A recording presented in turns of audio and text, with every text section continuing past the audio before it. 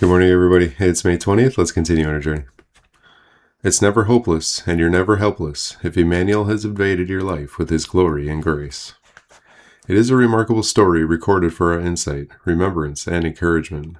It's a window on what every believer needs and has been given by God's grace. Now Jericho was shut up inside and outside because of the people of Israel. None went out and none came in. And the Lord said to Joshua, "See, I have given Jericho into your hand, with its king and mighty men of valor. You should march around the city, and all men of war going around the city once. Thus shall you do for 6 days. 7 priests shall bear 7 trumpets of ram's horns before the ark. On the 7th day you shall march around the city 7 times, and the priests shall blow the trumpets. And when they make a long blast with the ram's horn, when you hear the sound of the trumpet, then all the people shall shout with a great shout, and the wall of the city will fall down flat, and the people shall go up, every one straight before him."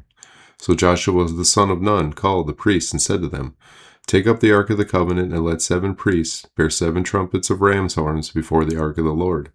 And he said to the people, "Go forward, march around the city, and let the armed men pass on before the ark of the Lord." Joshua 6, 1-7.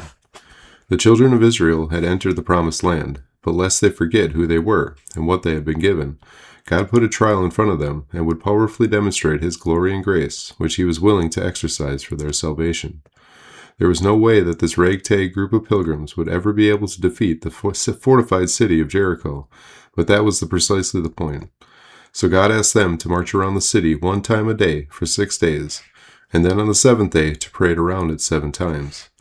Now, from a human perspective, what God was proposing was military suicide. God was teaching Israel that they must no longer look at life from the vantage point of human wisdom and strength, because they were now the children of the Lord Almighty.